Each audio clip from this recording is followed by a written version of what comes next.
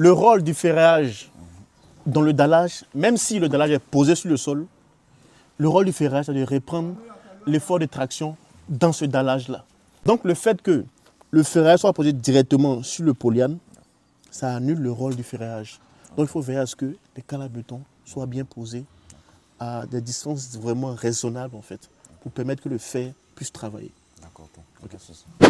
Bienvenue sur notre page Evra Akwasi, votre ingénieur en génie civil et hydraulique, promoteur de l'entreprise Génie H-Pro, avec la santé toujours sur Dimonchonnier. Ok, je suis à nouveau sur le chantier. La semaine dernière, j'ai fait une vidéo pour montrer le compactage du remblai sous le dallage en cours d'exécution.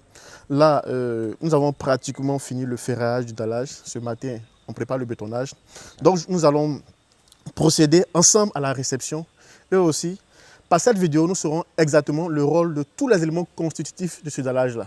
Ici, on a le bâtiment principal, vous voyez.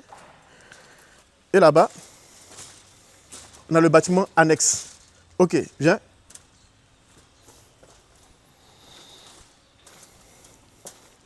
Ok, nous allons commencer par le film polyane. Ça, par le polyane. Vous voyez, en périphérique ici, on voit un peu la terre. Ce n'est pas vraiment normal. Donc si tu peux faire remonter même sur le chaînage, ça ne dérange pas. Ok, d'accord. Il ne faudrait pas qu'on voit la terre. Et puis évite que le polyane soit percé.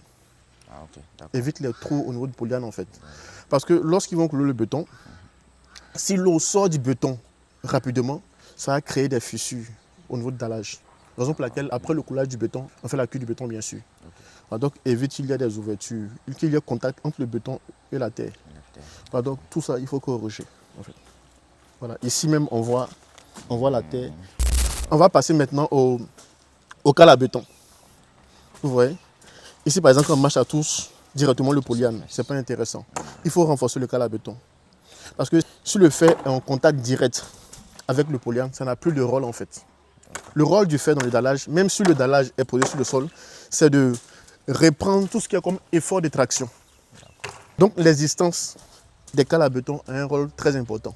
Il faudrait un certain espacement entre le polyane et le fer. Voilà, d'où la pose des cales à béton. Maintenant, ces cales-là, on les met ici. D'accord, là. Tu vois, pas là, mais à ce niveau. Ok, viens. Admirons ensemble, ici on a le renfort sous dallage, bien exécuté. À ces endroits-là, passeront des murs. Les murs du rez-de-chaussée n'ont pas été fondés. Ce ne sont pas les murs porteurs, les murs supportent seulement que leur propre poids. Admirons l'ensemble du travail en cours d'exécution. Admirons ensemble. Okay. Je viens montrer la bêche ici.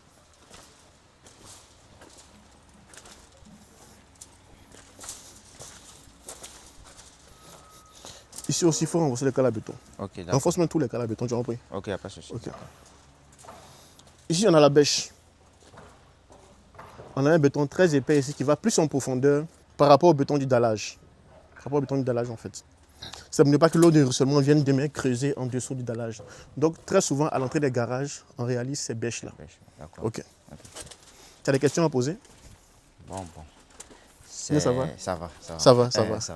Ok, on a donné le rôle de tout. On a parlé du fer, on a parlé des cales à béton, on a parlé du polyane. Voilà, maintenant, au niveau du béton, tu vas veiller à ce que le dosage soit très bien respecté. Ok. Là, nous sommes sur le dallage intérieur du bâtiment. Donc, on a une épaisseur de 13 cm. Ok. Avec le ferrage que vous voyez. J'aime pas trop me prononcer sur le ferrage, parce que les gens aiment beaucoup le copier-coller. Ok. Merci à tous, merci aux Yekish, merci aux abonnés à Génie H pour notre entreprise. Merci pour vos likes, merci pour vos messages d'encouragement. Ça nous fait énormément du bien. Merci et ensemble, nous serons plus forts. Merci.